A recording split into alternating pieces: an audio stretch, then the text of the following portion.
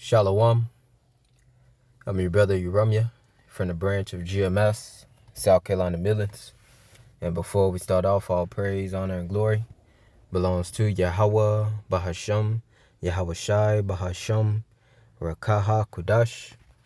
Double honors to the elder apostles and the elder bishops of Great Millstone who teach and who rule well. And Shalawam, and to you hopeful elect scattered abroad throughout the four corners of the earth. To you I say Shalawam.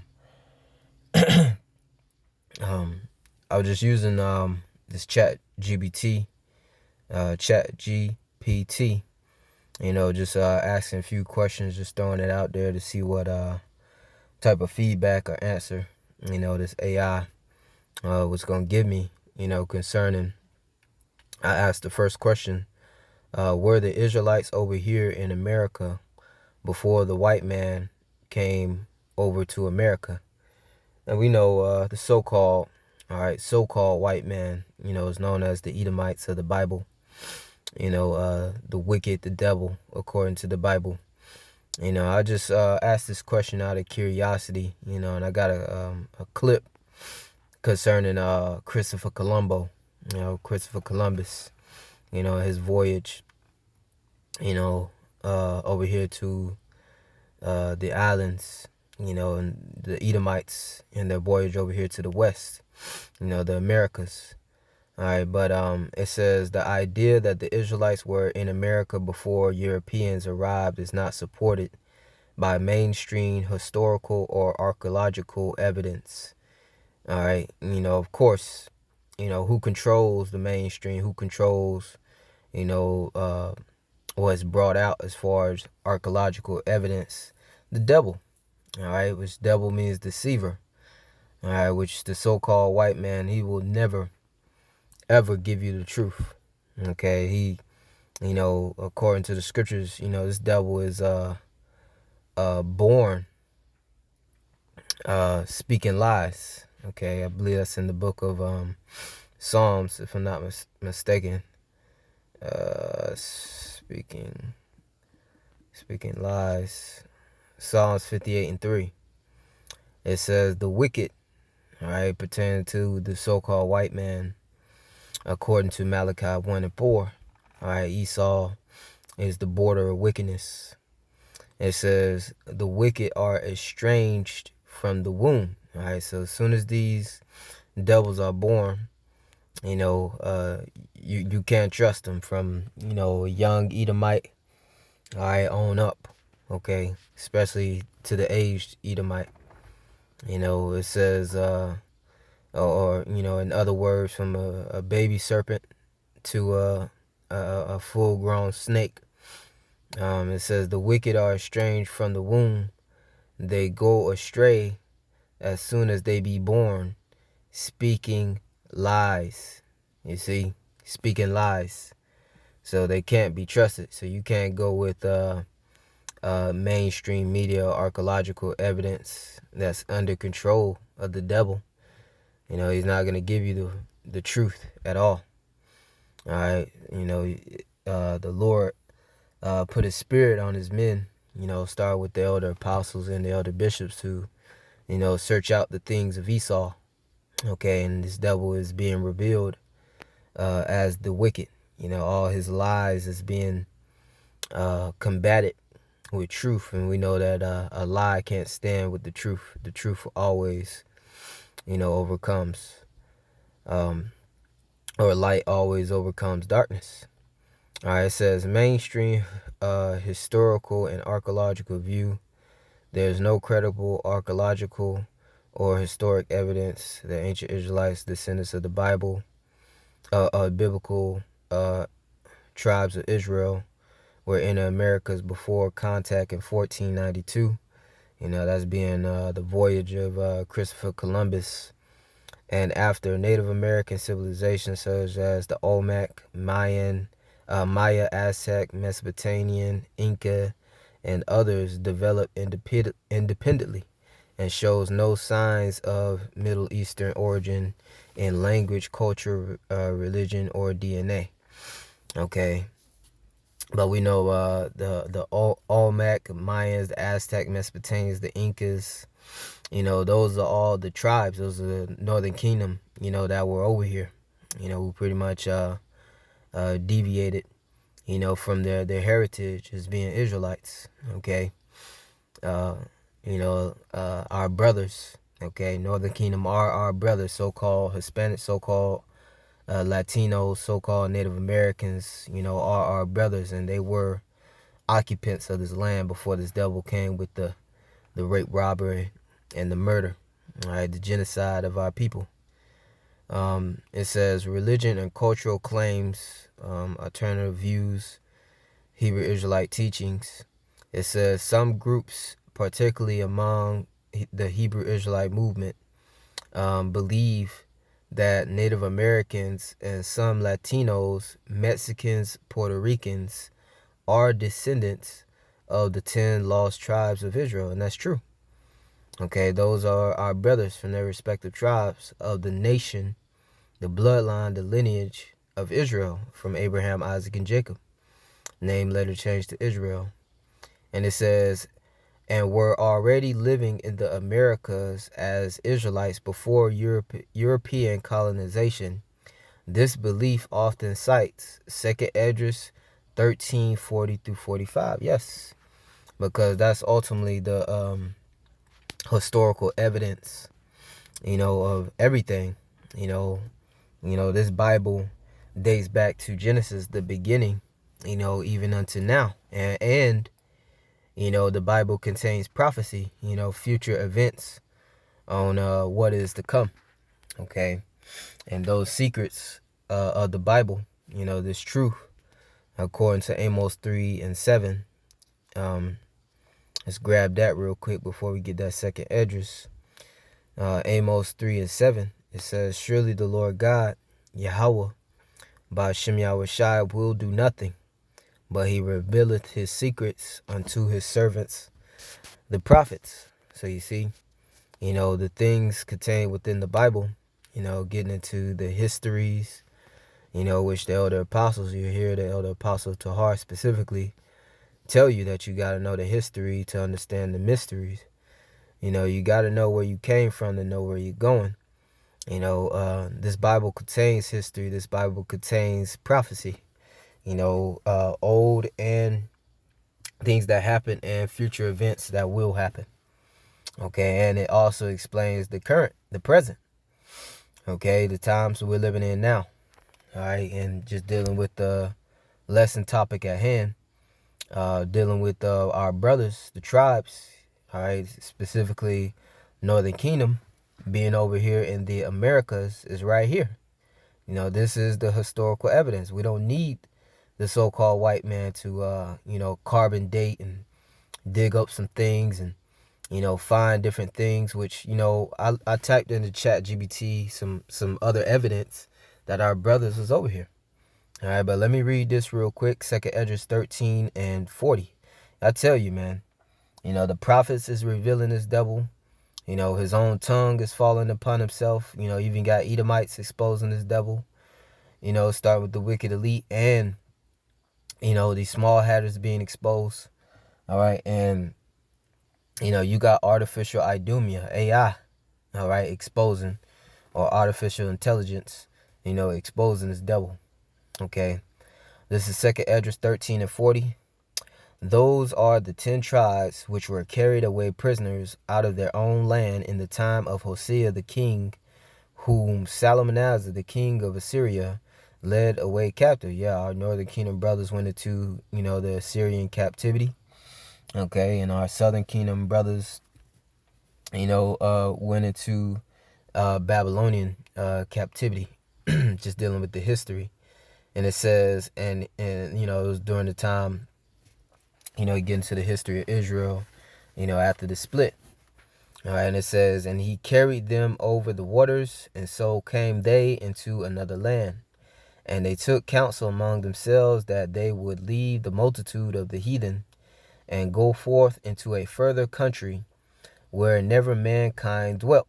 All right, as we know in the scriptures, is the uttermost parts of the earth, over here in the Americas and the islands. And the scriptures go into it, describing it. Verse 42, that they might keep their statutes, which they never kept in their own land. So this is the whole purpose of them, pretty much leaving. It says, and they entered into the Euphrates by the narrow place of the river, for the Most High then shewed signs for them, and he held still the flood till they were passed over. So this is the will of the Lord, for them to, have safe passage and make their way over here. It says, for through that country there was a great way to go, namely of a year and a half, and the same region is called Ashereth. All right, Arsarith. Okay, and let me do something here. Okay, Arsarith meaning. Okay, and it says Arsarith meaning is a distant land or another land beyond the Euphrates, where the 10 tribes of Israel were said to have been exiled by the Assyrians. All right, so they went to another land, which we know here today is known as, America.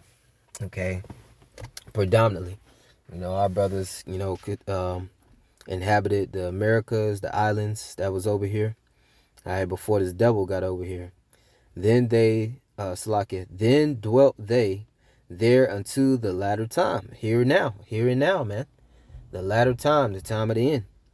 Okay, and now when they shall begin to come. Okay, so that's the history. All right, you want to know the history of Northern Kingdom, our brothers being over here? That's the history right there. Okay, and this devil knows it as well, that the Israelites, Northern Kingdom specifically, were already over here. You have this movie right here, and I'm gonna let it play, showing you, because who controls the movies that's brought out, that's directed, what information is put within those movies, what truth comes out. These devils, the small hatters specifically, Amalekites. Okay, so these devils know that our brothers was over here. They know exactly who they were coming to conquer. Okay, so let me let this play. And the movie, at fair use. All right, no monetary gains being gained off of this. Just edification purposes, information purposes, truth purposes. All right, it says 1492 Conquest to Paradise. That's the movie from 1992. It says how Christopher Columbus found the New World, all right, or the Americas and the islands. Why did you wish to sail west? To open a new route to Asia. Asia is the richest kingdom, the land of spices and gold.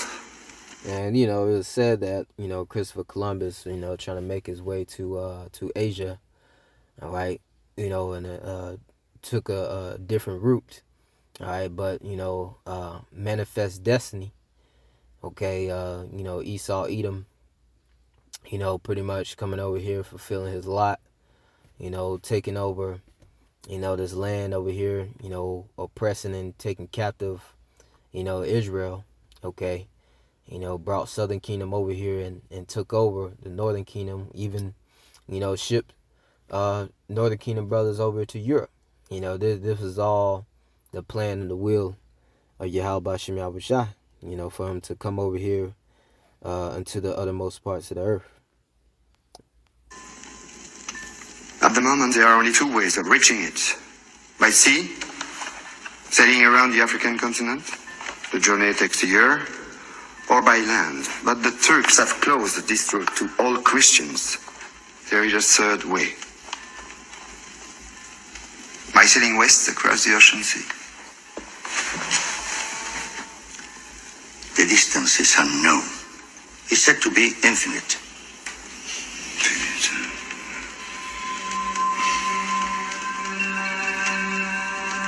Superstition. I believe the Indies are no more than 750 leagues west of the Canary Islands. Can you be so certain? The calculations of Toscanelli, Marin de Tir, Esdras. Esdras is a Jew. So what's worse? 2 minutes, and already you're at. And we read it. Okay, one of Christopher Columbus' sources, sailing west, okay, was Esdras. Okay, Esdras, our forefather Esdras, describing our Northern Kingdom brothers being over here in the Americas. Okay, and this is all coming to the light because Yahawashi is in a time of revealing and exposing this double. Okay, this is St. Luke 12:2. For there is nothing covered that shall not be revealed, neither hid that should not be known. Okay, and I'm sure this is known information among the wicked elite.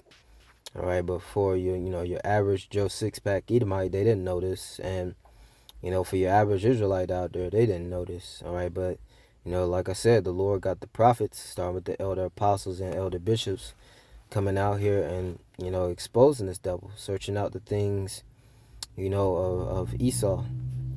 Okay, so I asked another question: was Paleo Hebrew writings found in the Americas? And it says yes. Claims have been made that Paleo Hebrew inscriptions, which why would there be Paleo Hebrew writing over here? Why would there be Paleo Hebrew inscriptions? What people knew, spoke, and was of the heritage of being a Hebrew Israelite specifically.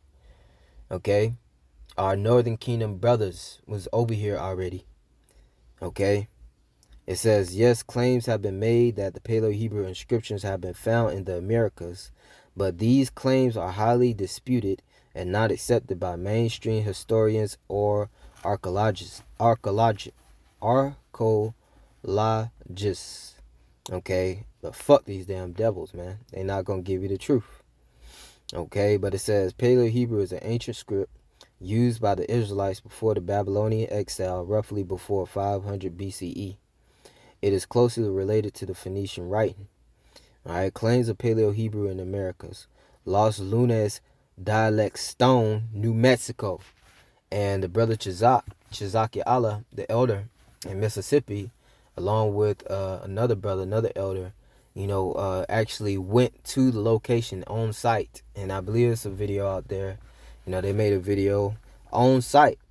And they broke it down in the Paleo Hebrew, and lo and behold, Paleo Hebrew writing over here. Our brothers is already over here. It says what it is. It says a large rock with the inscription resembling the 10 Commandments written in Paleo Hebrew. So did not our Northern Kingdom brothers try to come over here to the land of Ashereth, the distant land, another land, to keep the commandments that they couldn't keep in their own land? Yeah. So that lines right up to the scriptures, the Bible. It says proponents claim it proves ancient Israelites were in North America long before Columbus. So yes, we were already over here. You didn't discover shit. You didn't discover a land. You took it. You colonized it. You raped, robbed, and pillaged. Okay? Mainstream view, and we ain't worried about no damn mainstream view. They try to call it a hoax, or a forgery. We're not worried about what the devil got to say on that. So there's another one, Bat Creek Stone in Tennessee. Okay, that's very close. So I might go check that out. But it says claim discovered in Native American burial mound in 1889 contains letters, and I have to look that up if it's still even you can see that. But it says some said were Paleo Hebrew. So there you go. There you go. I'm sure there's many other things, man. All right, mainstream conclusion. Early scholars believed it was Cherokee syllabary. Later were claimed it resembled Paleo Hebrew, but this is not widely accepted. Today, many experts believe it was likely a hoax. Man, fuck this devil, man. Okay? Our brothers is here. It says some groups have pointed to pottery, petroglyphs, and other stones inscriptions across North America as evidence of ancient Hebrew presence. Okay? So, hey, this devil, hey, everything is being uncovered, man. Okay? These have not been verified, peer reviewed, whatever. The yada, yada, yada. Okay? So, conclusion, yes, there are claims Paleo Hebrew inscriptions in the Americas, okay? And we don't care if it's not accepted mainstream. So, I asked another question. Did Christopher Columbus arrive with Hebrew interpreters in his voyages? Yes, Christopher Columbus did bring interpreters on his first voyage in 1492, and one of them reportedly knew Hebrew, but the reason is different from what some might assume today. So, they're gonna go on to say that, it wasn't because he was trying, going to encounter Hebrew Israelites. But this devil, we know his sources was Edris to come over here. So we know he was, in fact, coming to encounter Israelites. It says one commonly mentioned interpreter was Luis de Torres, a converso, a Jew who converted to Christianity who knew Hebrew and Arabic. De Torres was chosen because Columbus believed he might encounter descendants of the 10 lost tribes, and that's according to Edris, or other Eastern people who might speak Semitic languages. So there you go. Okay. I asked another question. How did Christopher Columbus describe the people encountered in 1492? The Taino Indians, the Puerto Ricans, all right, the Ephraimites. Okay, the head tribe of the Northern Kingdom. And it says and I asked what correlations between them and the biblical Israelites. It says Christopher Columbus' description of people he encountered in 1492, primarily the Taino or of the Caribbean, reveal how he saw them through a religious and colonial lens, not necessarily as Israelites. All right, which we know that's a lie. But it says, but there are some later interpretations that try to connect them with biblical Israelites, especially religious and cultural groups. Okay, it says, this is how he described them. Okay. It says, describe them as gentle, generous, innocent, easily convertible to Christianity. So, this devil, of course, saw his opportunity, all right, to spread, his plantation Christianity, his, Edomite philosophy, his way, okay, to get one over on Jake, us being, a peaceable people, because I believe that was in his memoirs.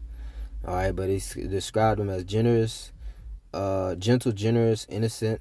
Okay, admired their hospitality, beauty, and natural innocence. Okay, and says he believed that they would make good servants and Christians. So that shows you that's the devil. Good servants and Christians. You're gonna convert them to Christianity, but you're gonna put them in servitude. That's the devil for you, man. And he described them as gentle, generous, hospitality, okay, innocent. All right, that shows you that it's the devil we dealing with here, man. So he can't be trusted. Okay, he gonna always, be the devil, man. Even if you peaceable, which we know our people was peaceable towards him, but hey, the devil showed his horns. At the end of the day, history shows it. And I tried to look up this quote. Christopher Columbus, couldn't put down his sword for an hour. All right, but I couldn't find too much on that. But it was saying that the statement appears to be an oral tradition, modern storytelling, or possible fiction dramatization of how often used to illustrate the violent nature of Columbus' conquest. Now let's get into that. Okay, and that's why, according to the scriptures, Ecclesiasticus 10 and verse 8, because of unrighteous dealings, he came to a peaceable, generous, humble people. Because of unrighteous dealings, injuries, riches got by deceit, the kingdom is translated from one people to another. So that's why this devil is about to get it. He's about to be judged, man. Okay, about to be destroyed. Okay, and ain't gonna be no mercy for him. All right, because he's gonna get what he put out there. He gonna reap what he sow. All right, he that leadeth into captivity shall go into captivity. He that killeth with the sword must be killed with the sword, man. So this is what this devil got coming to him, man. Okay, he was very violent to our people, man. A peaceable people. Okay, it says there is no direct quote in his journals. It says historians like Bartolome de las Casas, who recorded many of Columbus' actions and abuses, did describe extreme violence, but not using exact phrase. What is true about Columbus and violence, even though the quote may be exaggerated or symbolic, yada yada yada, it reflects the brutal reality of Columbus's actions. It says Columbus enslaved many of the indigenous Taino people. So, this devil's violence and his crimes against humanity, specifically against Israel, didn't just fall on the Southern Kingdom. It didn't just fall on so-called blacks, man. Okay, that sword that this devil has been blessed with, it fell on, our Northern Kingdom brothers as well. It fell on all of us. Okay, and this is Jeremiah 50 and 33. It says, "Thus saith the Lord, Yahawashi of hosts, the children of Israel, being the northern kingdom, and the children of Judah were oppressed together, and that was by one people, the devil himself, Esau, Edom, the Edomites." And it says, "And all that took them captives held them fast, and they refused to let them go." And we're still captive here. Baruch 3 and 8. "Behold, we are yet this day, all right, in our captivity, to be subject unto payments." So we still here. All right, we see what Donald J. Trump doing to our Northern Kingdom brothers, coming after the Southern Kingdom brothers as well. Both Southern and Northern Kingdom. Men, women, and children. Hey, this is the devil we dealing with. He ain't gonna let us go until Yahawah come and get us out of his clutches. All right, come and deliver us. All right, and I was quoting Baruch 3 and 8, and it says, "Behold, we are yet this day in our captivity, where thou hast scattered us for a reproach and a curse." Yeah, we suffering under the curses right now until the Lord take these curses up off of us, his people. Our punishment is up, and he puts them on our enemies who hate us and persecute us. And according to Deuteronomy 30 and 7, it says, "And to be subject to payments according to all the iniquities of our fathers which departed from the Lord our power. Hear Israel, the commandments of life, give ear to understand wisdom." So take heed unto this truth. Okay, this is the truth of the matter. We are captives under this devil, and this is the history. This is just the history of the fact of how we got here today. It says Columbus enslaved many of the indigenous Taino people. He imposed quotas of gold. If not met, punishments included amputation, that cut off your hands, cut off your limbs, or death. You see?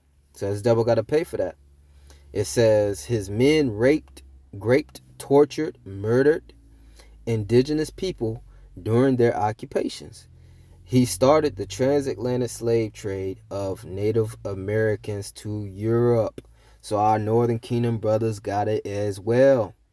When it said that we would, go into Egypt by way of ships, go into bondage by way of ships, all right, which we mainly served that bondage over here in America, our Northern Kingdom brothers felt it as well.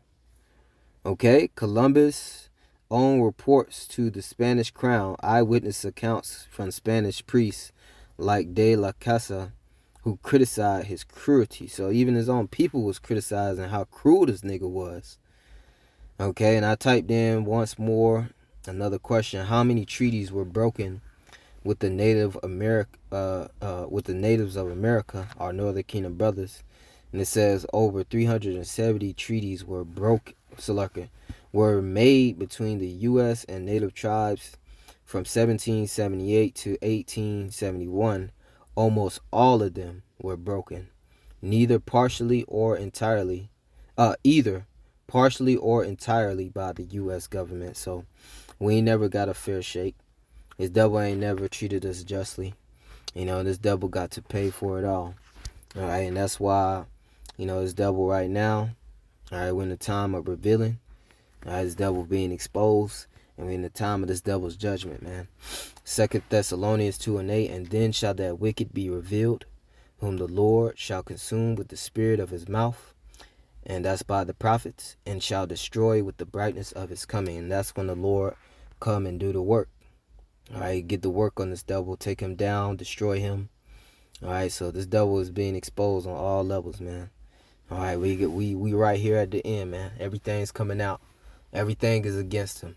All right, including this technology, AI. So Lord, was edifying to the elect. And with that, I say shalom, shalom to the hopeful elect.